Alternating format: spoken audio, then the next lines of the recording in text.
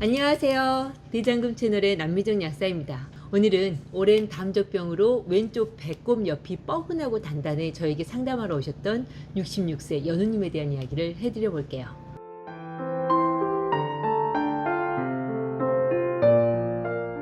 연우님은 현재 66세로 은퇴 후 집에서 주식 투자로 돈을 벌고 계세요. 키는 167cm에 몸무게는 55kg로 마른 체형이시고 얼굴엔 웃음이 많으신 밝고 온화한 분이시고요. 사실 연우님은 20년 이상을 잠을 잘 못 자거나 식사를 조금만 더 해도 위가 화끈거리고 뻐근해 오며 소화가 현저히 안 되는 위장병을 달고 사셨대요. 공복엔 속도 자주 쓰리시고요. 또 배는 늘 꾸룩거리고 가스가 잘 차며 산책할 때면 목에 이물감으로 가래를 자주 뱉으시지요. 잠은 드는 건 잘 드는데 새벽에 화장실을 다녀온 후엔 바로 들기 힘드시대요. 소변이나 대변은 그럭저럭 보통이시고요. 참고로 연우님은 40대 때 등산 후 설렁탕을 드시면서 뭔가 심장에서 뚝 하고 떨어지는 느낌이 나신 다음부턴 병원에 가면 부정맥이 잡힌다 하세요. 평소엔 추위를 잘 타시며 허리뼈가 튀어 올라온 데는 가끔 아프다 하시고요. 제가 병원 검사엔 다른 이상은 없으시대요? 라고 여쭈니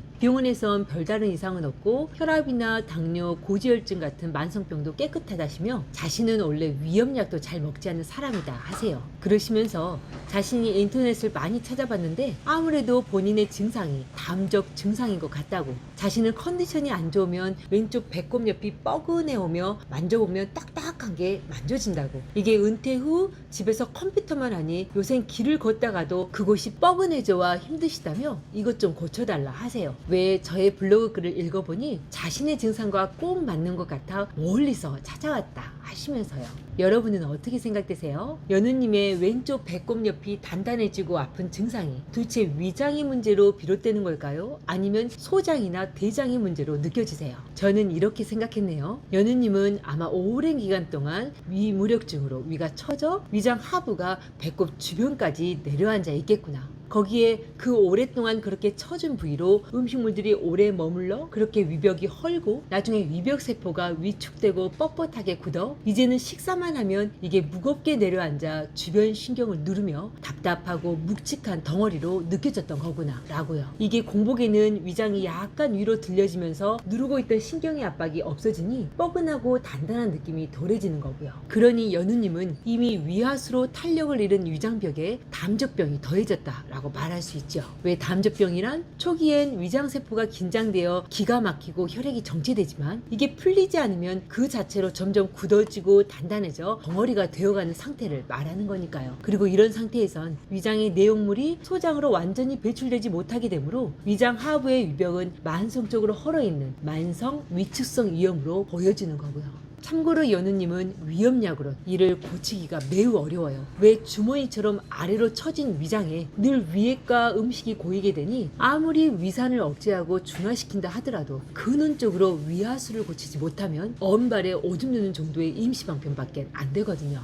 그럼 이런 질문이 나오겠죠? 왜 우리 연우님은 위무력이 된 거예요? 아주 허약한 여성이라면 모를까? 일반적인 남자들은 위가 그렇게 쉽게 무력해지고 배꼽 아래로까지 처지기는 힘들잖아요 라고요. 거기에 대해선 과거 연우님의 생활 습관과 병의 시작점을 알아야 해요. 그리고 연우님의 과거 이야기를 대략 정리해보면 연우님은 젊었을 땐 신경 쓸 때만 위장이 가끔 불편한 정도셨대요. 하지만 30대 후반 직장과 야간 대학을 병행하면서 식사도 불규칙, 저녁 늦게 폭식도 자주 하게 되었대요. 그러면서 아마 그때부터 위가 약해졌던 것 같다 하셔요. 아, 그럼 원인을 알겠어요. 연우님은 그때 몸과 마음을 많이 혹사하면서 이를 버텨내려 간과 근육을 굉장히 긴장시켰겠네요. 왜 우리가 체력이 딸린 상태에서 에너지를 내려하면 혈관을 수축시키게 되고 혈관이 수축하게 되면 혈액이 모여있는 간과 근육이 잘 뭉치게 되거든요. 그리고 그렇게 간이 긴장한 상태에서 폭식을 하고 잠을 자면 위장의 음식이 오랫동안 머무르게 되고 이게 자주 반복되면 점차 위장이 늘어져 아래로 처지기 시작했겠고요. 하지만 연우님의 위무력, 즉 위하수를 더욱 악화시켰던 건 사실 심장이 뭔가 덜컥 하고 뚝 떨어졌던 40대 때, 그래서 부정맥이 생긴 시점부터였다고 생각해 볼 수 있어요. 왜 심장박동이 원활하지 않으면 인체의 모든 기능뿐 아니라 위장 운동도 약해지고 무력해져 위하수가 더 쉽게 진행되게 되니까요. 그럼 우리 연우님의 치료 방법이 나왔죠. 맞아요. 덜컹거리는 심장의 부정맥을 완화시켜주는 약초들, 거기에 소화력을 올려주면서 위장을 촉촉하게 자양하며 위염을 완화시켜주는 약초들이 필요하다는 건 어느 정도 예상할 수 있죠. 하지만 연우님은 여기에 위와 간에 생긴 뻣뻣해지고 단단해진 담정을 녹여내는 약초들과 배꼽 아래까지 내려온 위장 근육에 탄력을 올려주고 기운을 올려주는 처방이 더 필요하죠. 또 오랜 담적으로 상체에는 미약한 열이 차 기관지를 말리고 가래를 끈적하게 하니 상체에 생긴 미약한 열과 가래도 살짝 없애주어야 하고요. 어떠세요? 무슨 담적을 고치는데 이것도 해야 하고 저것도 해야 하고 하는 게 일이 많냐고요? 당연하죠. 담적병 자체가 체력이 약해지고 혈액의 질이 약해져 잘 낫지 않고 오래갔던 병이니 당연히 체력과 혈액의 질을 올려주는 치료로 본인의 기능을 강화시켜주는 치료가 근원적으로 필요하니 일이 많은 약초가 필요하죠. 그리고 이걸 제대로 하지 않으면 한약을 먹을 때만 조금 낫게 느껴지고 다시 재발되는 경우가 생기는 거고요.